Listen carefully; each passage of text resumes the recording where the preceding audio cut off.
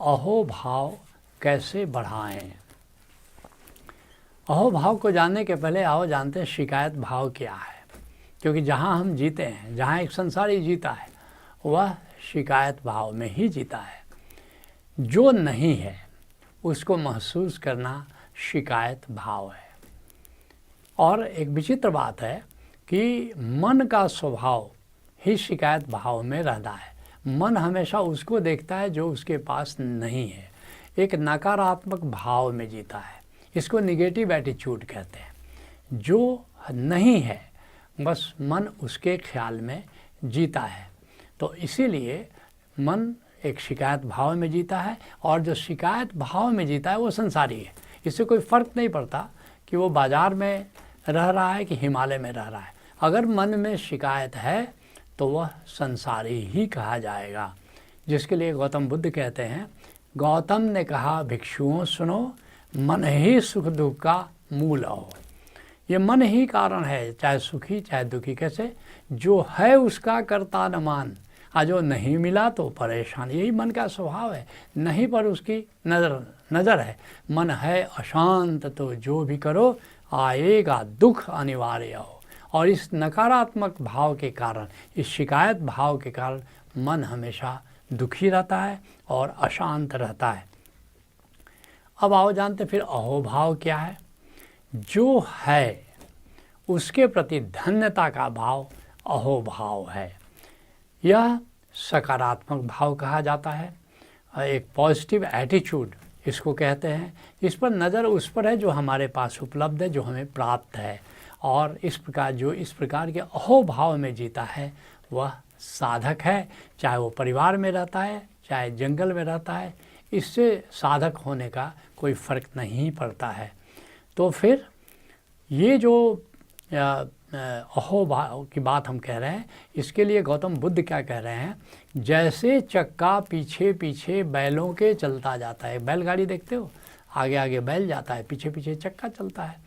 जैसे चक्का पीछे पीछे बैलों के चलता जाता है, ऐसे ही हो यदि मन चंगा सुख की गंगा ले आता है। ऐसे ही अगर मन शांत है, अहोभाव में जी रहा है, जो है उसके ख्याल में जी रहा है, तो पीछे पीछे सुख आता है। सारा जग है मन की माया, मन से ही धूप मन से छाया, प्रमुदित मन शरणम गच्छामि, भज ओशो शरणम गच्छामि। एक मुदिता रहती है, एक प्रसन्नता का भाव रहता है अहोभाव में। अब तुम्हारा प्रश्न है, इस अहोभाव को हम कैसे बढ़ाएं? इसके लिए 16 मुख्य उपायों की चर्चा हम करने जा रहे हैं। पहला उपाय, जो है, जो हमको मिला, जो हमें प्राप्त हुआ, उसके लिए धन्यवाद कहने की आदत डालो। मुझे याद है 1991 में पहली बार मुझे ब्रिटेन जाना हुआ, तो लंदन हीथ्रो एयरपोर्ट पर जब हम लोग उतरे तो वहाँ हम लोग को लेने के लिए वहाँ कंपनी ने एक महिला को भेजा था। तो वो बार बार वो हम लोगों से मान लो कहीं ले जा रही है, कस्टम में ले जा रही है, कहीं कुछ क्लियरेंस के लिए ले जा रही। मुझे याद है कि उसके बाद फिर वो काम कराती थी और हम लोग का पेपर्स लौटाती थी और कहती थी थैंक यू थैंक यू। फिर होटल में ले गई और वहाँ ले जा कर के उसने हम लोग को होटल में इंटरेस्ट दिलाया। और मैं गिन रहा था, हम 4 भारत के लोग थे और मैं गिन रहा था, उसने 17 बार हम लोगों को थैंक यू कहा, लेकिन हम लोगों ने एक बार भी उसको थैंक यू नहीं कहा। जब वो चली गई तो अपने जो मेरे साथ 3 मित्र थे, मैंने उन तीनों को कहा कि ये हमारे लिए बड़ी शर्म की बात है कि हम लोगों का कार्य वो करा रही थी, थैंक यू हमको कहना चाहिए था, लेकिन उसने तो 17 बार थैंक यू कहा और हम लोगों ने एक बार भी थैंक यू नहीं कहा। शायद हम भारत के लोगों में थैंक यू कहने की आदत कम है। तो वहाँ से आकर के मैंने किताब लिखी, शीलगंधो अनुत्तरो, जिसमें ब्रिटेन यात्रा का संस्मरण है। किताब प्रकाशित है, उपलब्ध है।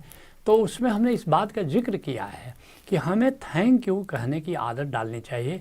विशेषकर यूरोप में हमने देखा, सब जगह लोग हर बात पर थैंक यू कह रहे हैं और एक तरह के पॉजिटिव एटीट्यूड में वे जीते हैं। तो पहली बात कि हमें थैंक यू कहने की आदत डालनी चाहिए उन सब चीज़ों के लिए जो हमें प्राप्त है या हो रहा है। दूसरा उपाय, जिसने अच्छा किया उसको तो धन्यवाद दो ही, जिसने बुरा किया उसको भी धन्यवाद दो। क्यों? क्योंकि बुरा करने पर आया था तो पता नहीं कितना बुरा करता, इतना थोड़ा बुरा किया, इसके लिए धन्यवाद। तो ये बात बड़ी महत्वपूर्ण कि हर स्थिति में धन्यवाद देना सीखो। अहोभाव को, धन्यवाद को अपने जीवन की शैली बना लो, हर हाल में अहोभाव। तीसरा उपाय, काउंट योर ब्लेसिंग्स। जॉनसन ओटमैन की ये किताब है और इसमें ओटमैन कहता है कि तुम जरा देखो तो सही कितनी ऐसी चीज़ें हैं जो तुम्हें प्राप्त हैं, लेकिन तुम्हारा मन उन बातों का ख्याल ज़्यादा करता है जो तुम्हारे पास नहीं है। तो एक लंबी सूची बनाओ और प्रतिदिन उस सूची को ज़रा देखो और तुम देखोगे कि रोज़ एक नई और चीज़ सूझेगी जिसके लिए तुम धन्यवाद दे सकते हो, जिसके लिए तुम अहोभाव से भर सकते हो। तो काउंट योर ब्लेसिंग्स, ये बहुत कुछ है, ये जीवन है, या प्यारी आँखें हैं, कान सुनने को परमात्मा ने दिए, हाथ कर्म करने को दिए, पैर चलने को दिए, क्यों परिवार दिया, मित्र दिया, प्रकृति दी, आसमान दिया, ज़मीन दी, कितना कुछ है। तुम अगर लिस्ट बनाओ एक दिन बैठ करके तो तुम देखोगे कि कितनी चीज़ें हैं जिसके लिए तुम ब्लेसिंग्स के रूप में उसको काउंट कर सकते हो। और फिर जो चौथा उपाय है वो है कि प्रसन्न रहो। प्रसन्नता अपने हाथ में है, खुश रहने की आदत डालो। और ओशो ने बड़ा प्यारा सूत्र दिया कि खुश रहने के लिए बस इतना ही है कि मैं खुश हूँ, इस भाव में रहो। नहीं भी खुश हो तो खुश रहने का अभिनय करो।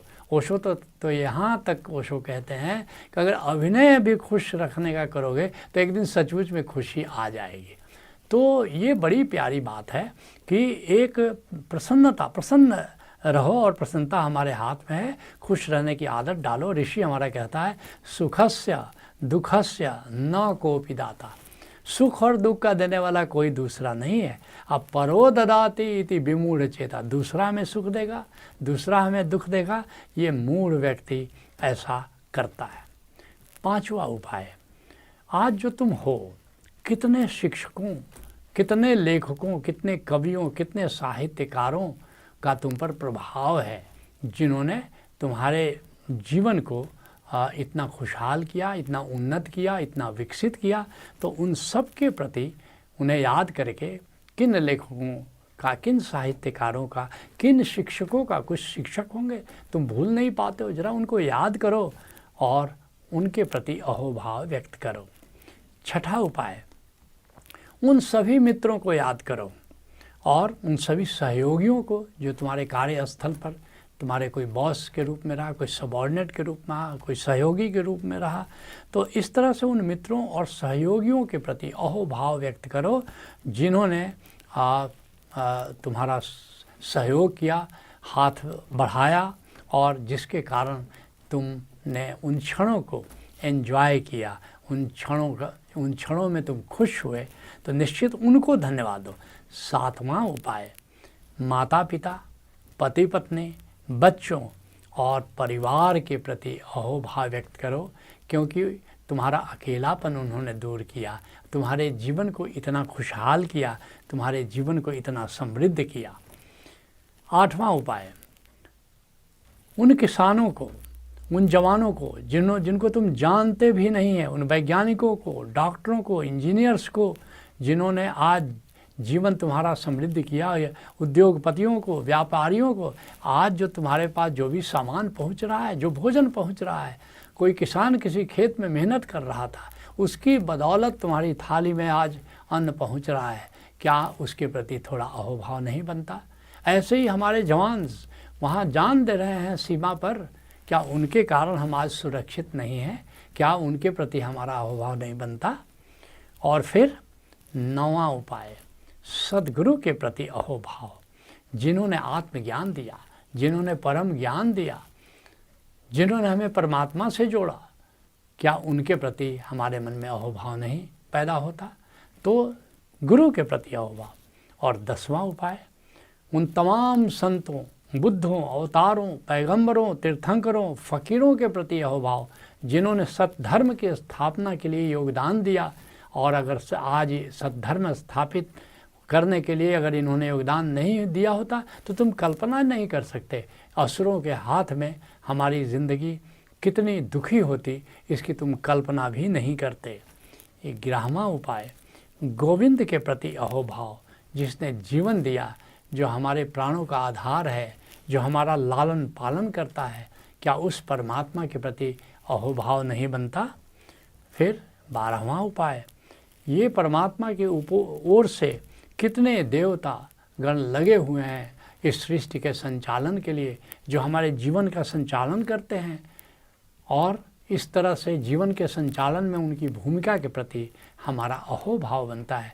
भगवान ब्रह्मा के प्रति, भगवान विष्णु के प्रति, भगवान शिव के प्रति, और अनेक अनेक देवता, कोई बारिश करने के लिए नियुक्त है, कोई तापक्रम को नियंत्रण करने के लिए नियुक्त है, कोई जल पर्याप्त मात्रा में हो, तो तरह तरह का संचालन हो रहा है, और अनेक अनेक देवी देवता इस संचालन में लगे हैं। हमारे जन्म और मृत्यु का जो संचालन है, जो महाजीवन की यात्रा हो रही है, तुम्हें पता है कितने लोग इसमें लगे हुए हैं। तो उन सब के प्रति धन्यवाद का भाव, हमारे पितर हमारी शुभकामना, मृत्यु के बाद भी मृत्यु लोक में, शिवलोक में जाकर के हमारे प्रति निरंतर शुभ संदेश भेजते रहते हैं। हमारे जीवन को संचालित करने में महत्वपूर्ण उनकी भूमिका होती है।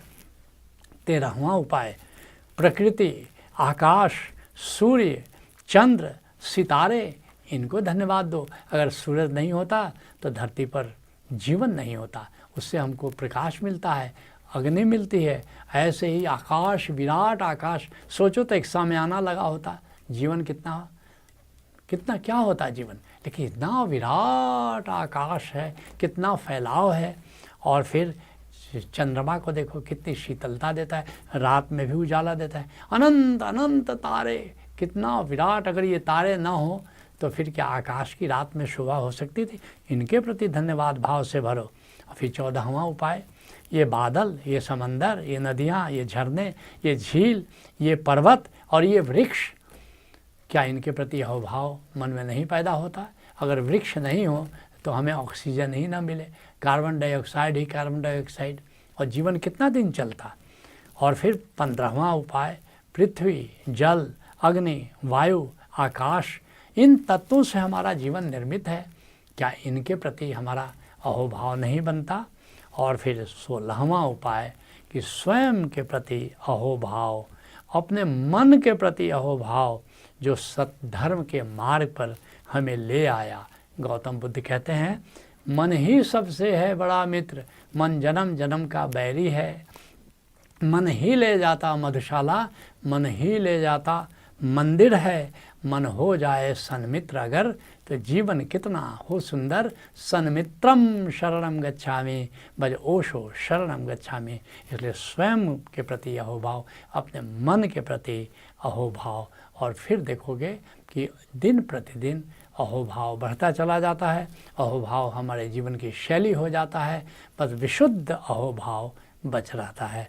सत्संग को यही विराम देते हैं। हरि ओम तत्सत।